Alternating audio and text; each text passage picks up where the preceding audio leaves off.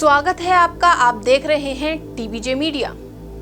अपने चैनल के माध्यम से हम आपको लगातार पाखंडी बाबा और गुरुओं के बारे में बता रहे हैं। इसी कड़ी में आज हम आपको एक ऐसी महिला गुरु के बारे में बताएंगे जो दावा करती हैं कि वो देवी का अवतार है।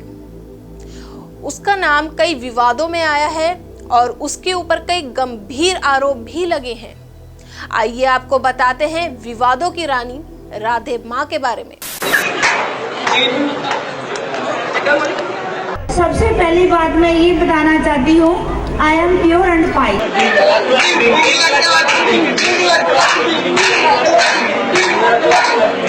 इनकी ऊल जलूल हरकतें अगर आप सुनेंगे तो दंग रह जाएंगे।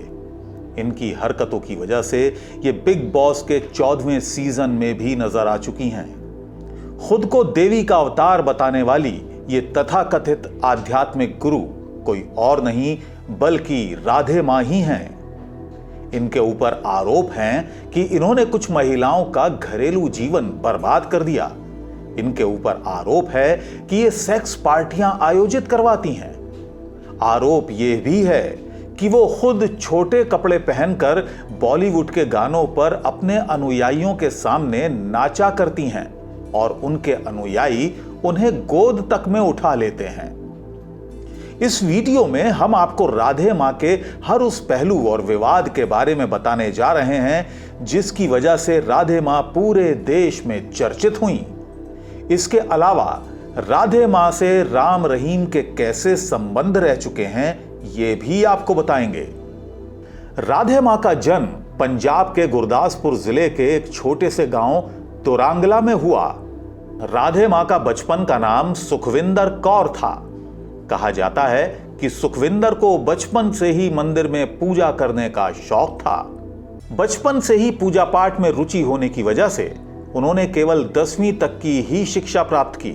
जब वो 17 साल की हुई तो उसकी शादी मोहन सिंह नामक व्यक्ति से हो गई थी जो पंजाब का ही रहने वाला था और हलवाई का काम करता था। अब सुखविंदर अपने पति का हाथ बटाने के साथ साथ भाई की दुकान में कपड़ों की सिलाई का काम भी करने लगी थी। लेकिन सुखविंदर के जीवन में एक नया मोड़ उस समय आया जब उसके पति एक अच्छी नौकरी की तलाश में देश से बाहर कतर चले गए।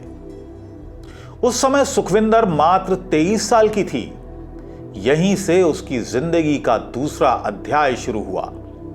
पति की गैर मौजूदगी में सुखविंदर कौर होशियारपुर जिले के बागडेरा के महंत रामदीन दास की शिष्या बन गई। रामदीन दास ने तांत्रिक दीक्षा की आड़ में उसको ज्ञान देना शुरू कर दिया और यहीं से सुखविंदर कौर ने भी आध्यात्मिक ज्ञान की ओर आकर्षित होना शुरू किया। यहां जानकारी के लिए बता दें कि महंत रामदीन दास ने ही सुखविंदर कौर को ज्ञान के अलावा राधे नाम भी दिया था। सुखविंदर कौर से राधे बनने के बाद वो मुंबई चली गई। इसने यहां पर एसएम मिठाई वाला के अध्यक्ष एसएम मनमोहन गुप्ता के घर पर रहना शुरू कर दिया। बता दें कि उसका सबसे समर्पित शिष्य भी एसएम मनमोहन गुप्ता ही हैं। यही वो समय था जब उनके बहुत ज्यादा अनुयायी बनना शुरू हो गए। राधे मां के इन्हीं अनुयायियों ने अब उसे राधे मां कहना शुरू कर दिया था। मुंबई में अपने शुरुआती सालों के दौरान राधे मां अक्सर सत्संगों के लिए पंजाब के होशियारपुर और कपूरथला जाया करती थी। लेकिन जब मुंबई में वो अधिक पॉपुलर हो गई और काफी अनुयायी बन गए तो उसने वहां जाना बंद कर दिया। बता दें कि मनमोहन गुप्ता के ही परिवार के एक सदस्य संजीव गुप्ता ने श्री राधे गुरु मां चैरिटेबल ट्रस्ट शुरू किया और खुद उसके प्रबंधक बन गए। इसके बाद राधे मां ने भक्तों को अपने दर्शन देने के लिए लाखों रुपए ऐंठने शुरू कर दिए। आज भी जब वो किसी भी चौकी में जाती है तो उसके जाने का रेट पहले ही तय रहता है। जानकारी के लिए बता दें कि अगर कोई भक्त राधे मां की चौकी का कार्यक्रम आयोजित कराना चाहता है तो इसके लिए उसको अपनी हैसियत के अनुसार खर्चा करना पड़ता है जो कि लाखों में होता है। ट्रस्ट के जरिए संजीव गुप्ता ने पूरे शहर में बिलबोर्ड के माध्यम से राधे मां की दिव्य दर्शन को बढ़ावा दिया। देखते ही देखते राधे मां ने काफी तरक्की कर ली। हालत यह हो गई कि इसकी कृपा की चाह रखने वाले केवल आम लोग ही नहीं, खास लोग भी हैं। एक समय इसकी लोकप्रियता का आलम यह हो गया था कि नेता अभिनेता इसके भक्त बनकर आगे पीछे चक्कर लगाने लगे थे। राधे मां की भक्तों की लिस्ट में भोजपुरी गायक और बीजेपी सांसद मनोज तिवारी, बीजेपी के ही सांसद और भोजपुरी अभिनेता रवि किशन, टीवी कलाकार डॉली बिंद्रा, गायक हंसराज हंस, एड गुरु Prahlad Kakkar, all India anti terrorist front के अध्यक्ष MS बिट्टा और पूर्व FTI चेयरमैन गजेंद्र चौहान जैसे लोगों को उसके साथ देखा जा सकता था। कहा जाता है कि राधे मां के आयोजनों में लाखों लोग शरीक होते हैं। बड़े बड़े पोस्टर बैनर लगाकर इसका प्रचार किया जाता है। कहते तो ये भी हैं कि राधे मां के आयोजनों में श्रद्धालुओं को बहुत आनंद आता है। राधे मां दुल्हन की तरह सच संवर कर आती है और पूरे समय तक झूमती रहती है। इसके मंच के चारों ओर बड़ी तादाद में श्रद्धालु भी झूमते रहते हैं। इस दौरान राधे मां लोगों को अपनी नजरों से अपने वश में करती नजर आती है। किसी भक्त पर मां जब बहुत खुश हो जाती है तो वो झूमते झूमते उसकी गोद में कूद जाती है। माना जाता है कि जिस भक्त की गोद में मां ने छलांग लगा दी वो बहुत भाग्यशाली है और उसकी सभी मन्नतें तत्काल पूरी हो जाएंगी। राधे मां जब गोद में आती है तो भक्त दोगुनी खुशी से मां को गोद में उठाकर नाचने लगता है। अपने सत्संगों में राधे मां कभी गानों पर नाचते हुए नजर आती है तो कभी भक्तों को आई लव यू बोलते हुए नजर आती है। वो अपने भक्तों को अपनी कृपा के साथ साथ गुलाब भी देती है। कई भक्तों का मानना है कि ऐसा करना राधे मां की प्रकृति है। हालांकि इन्हीं उल जलूल हरकतों की वजह से चर्चा में आने के बाद राधे मां को सलमान खान द्वारा होस्ट किए जाने वाले शो बिग बॉस के 14वें सीजन में भी शामिल किया गया था। बता दें कि बिग बॉस के बाद ही वो विवादों से घिरना शुरू हो गई थी। कहते हैं कि जब किसी के अंदर आस्था चरम सीमा पर पहुंचकर हिलोरे मारने लगती है तब विवेक कहीं चादर तान कर सो रहा होता है और ऐसे ही लोग धर्म की आड़ लेकर लोगों को धोखा देते हैं। खुद को देवी का अवतार कहने वाली राधे मां भी काफी विवादों में रह चुकी है। राधे मां जब मंच पर गाना गा रही होती है तो खुद को एक महान गायिका समझती है। राधे मां जहां भी जाती है तो भक्तों के सामने खुलकर नाचने में उसे कोई परहेज नहीं है। इतना ही नहीं, राधे मां जिस अंदाज में छोटे छोटे कपड़े पहनकर आस्था के नाम पर जो तमाशा किया करती है वो किसी संत या साध्वी को कतई शोभा नहीं देता। फिर भी भक्त उसे मां मानते हैं, आस्था के नाम पर, धर्म के नाम पर। राधे मां का प्रसाद देने का जो तरीका है उसे आप लोग देख लें तो उल्टी आने लगेगी।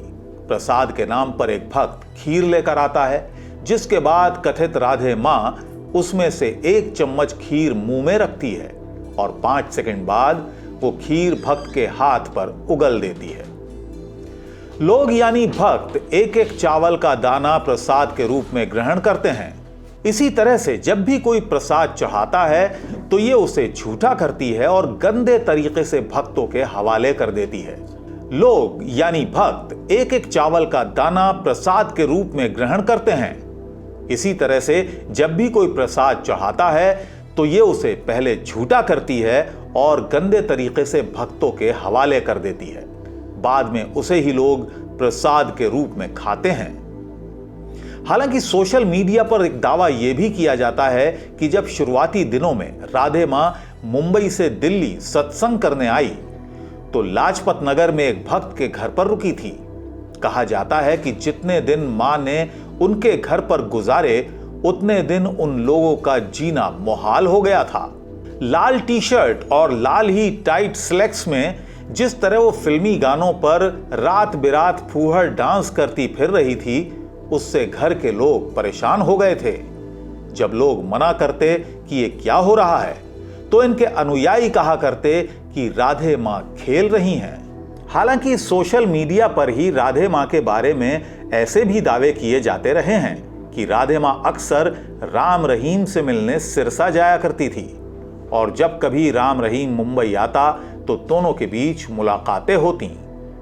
कहा जाता है कि जिस तरह राम रहीम ने अपने डेरे के अंदर एक गुफा बनाई थी, उसी तरह राधे मां ने भी अपने ठिकाने में एक गुफा बना रखी है जहां वो अपने कुछ चुनिंदा भक्तों से मिलती है।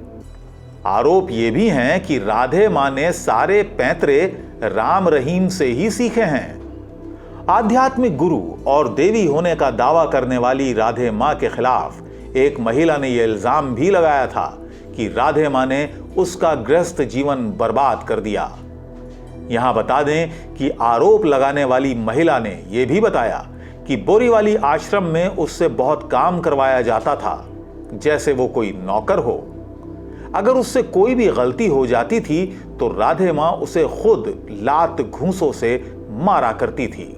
इसके अलावा प्रमोद महाजन के बेटे और बिग बॉस के पूर्व कंटेस्टेंट राहुल महाजन ने भी उनकी कुछ तस्वीरें सोशल मीडिया पर शेयर की थीं, जिसमें राधे मां लाल रंग का मिनी स्कर्ट पहने किसी होटल में नजर आ रही है। हालांकि एक वकील ने भी उसके खिलाफ कंप्लेन करते हुए चरित्र पर उंगलियां उठाई थीं। भक्ति के नाम पर लोगों से छलावा करने जैसे गंभीर आरोप लगाए थे। इतना ही नहीं, साल 2015 में मुंबई की डॉली बिंद्रा ने उसके खिलाफ आरोप लगाया था कि वो सेक्स पार्टियां आयोजित करवाती है, जहां पर और भी बहुत गलत काम होते हैं। साल 2017 में राधे मां की एक तस्वीर वायरल हुई थी। इस तस्वीर में राधे मां नई दिल्ली के थाना प्रभारी की कुर्सी पर बैठी नजर आ रही है, जबकि थाना प्रभारी उसके बगल में खड़े हैं। इस मामले में थाना प्रभारी को निलंबित भी किया गया था। हालांकि शुरुआत में राधे मां ने आध्यात्मिक गुरु के तौर पर काम करना शुरू किया था तो इसे चंद लोग ही जानते थे, लेकिन अब देखते ही देखते राधे मां ने अपना पूरा अंपायर खड़ा कर लिया है। मुंबई के चीकूवाड़ी में उसका एक आलीशान बंगला बताया जाता है। बाजार रेट के हिसाब से इस बंगले की कीमत करीब 250 करोड़ रुपए आंकी जाती है।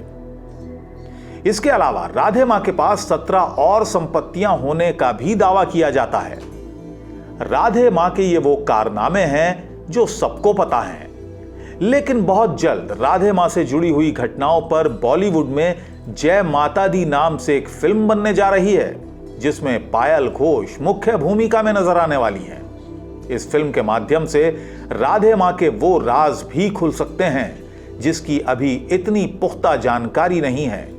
ये तो फिल्म आने के बाद ही पता चलेगा कि राधे मां के करतूतों की लिस्ट कितनी लंबी है। News desk, TBJ media.